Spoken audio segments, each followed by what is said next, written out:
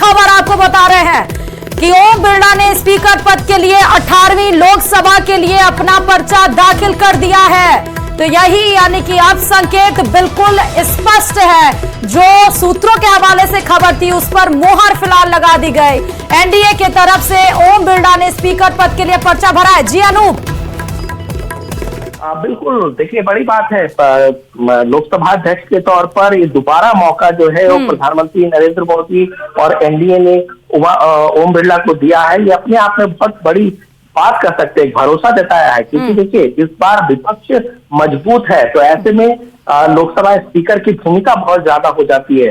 लगातार इस बात की चर्चा चल रही थी कि कौन होगा लोकसभा अध्यक्ष। ये साफ हो गया है, नॉमिनेशन उन्होंने दाखिल कर दिया है। लेकिन एक बात और है कि परंपरा के मुताबिक सर्वसम्मति से लोकसभा अध्यक्ष बनाए जाते हैं, यानी कि विपक्ष जो समर्थन करता है। लेकिन इस पहली दफा ऐसा देखने को मिल रहा है जब विपक्ष लोकसभा स्पीकर के लिए कैंडिडेट उतार लोकसभा स्पीकर के लिए अब चुनाव होगा। हालांकि जो संख्या बल है वो सरकार के साथ है, एनडीए के साथ है। ऐसे में ओम बिरला को चुनाव जीतने में, लोकसभा स्पीकर बनने में बहुत ज्यादा दिक्कतों का सामना नहीं करना पड़ेगा। लेकिन विपक्ष ने अपने तेवर दिखाए हैं। विपक्ष ने जो एक परंपरा चली आ रही थी उस परंपरा को खत्म किया है और इसका आप देख सकते हैं जिस तरीके से के सुरेश को इन्होंने उतारा है।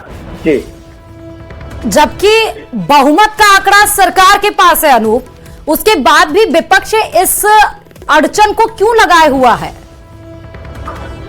नहीं, यही सबसे बड़ी बात है कि विपक्ष आखिर इस तरह से क्यों विपक्ष ने किया। क्योंकि देखिए परंपरा के मुताबिक सत्ता पक्ष विपक्ष के सहमति से ही लोकसभा अध्यक्ष चुना जाता है। ऐसा पहली दफा देखने को मिल रहा है कि वो इस मुद्दे पर भी घमासान चाहते हैं। इस मुद्दे पर भी कहीं ना कहीं शर्तों पर समर्थन देना चाहते थे, क्योंकि राहुल गांधी और जो इंडिया गठबंधन के लोग हैं उनका कहना था कि जो डिप्टी स्पीकर का पोस्ट है वो जो है विपक्ष को दिया जाए। तो ये अपने आप में एक शर्त वाली बात हो गई थी और यही वजह है कि विपक्ष ने अपने उम्मीदवार इस पर उतार दिए हैं। लेकिन कह सकते हैं कि एक अलग सी परंपरा की शुरुआत हुई है। विपक्ष भले ही संख्या बल है, लेकिन अगर सर्वसम्मति से चुना जाता तो इसका असर बहुत अलग होता, यकीन जानिए। लेकिन विपक्ष ने अपने उम्मीदवार उतार कर इस पूरे मुकाबले को दिलचस्प बना दिया है।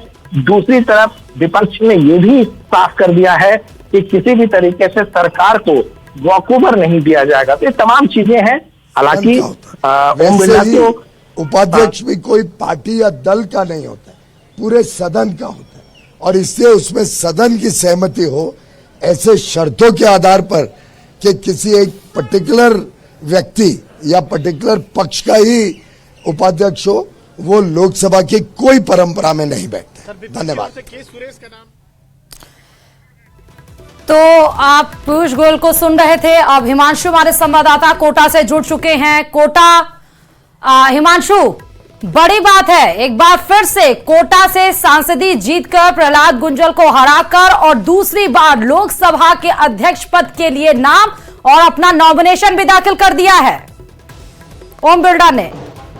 देखिए एनडीए की तरफ से लोकसभा स्पीकर पद का नॉमिनेशन जो है वो ओम बिरला की तरफ से फाइल कर दिया गया है। ओम बिरला को उम्मीदवार बनाया, 17वीं लोकसभा के अध्यक्ष रहे और अब एक बार दोबारा से लोकसभा अध्यक्ष बनने की तैयारी। और फिलहाल सीधी तस्वीरें न्यूज़ 18 पर एक्सक्लूसिव दिखाते हैं ओम बिरला के घर के बाहर से, जहां पर आप देख सकते हैं कि जैसे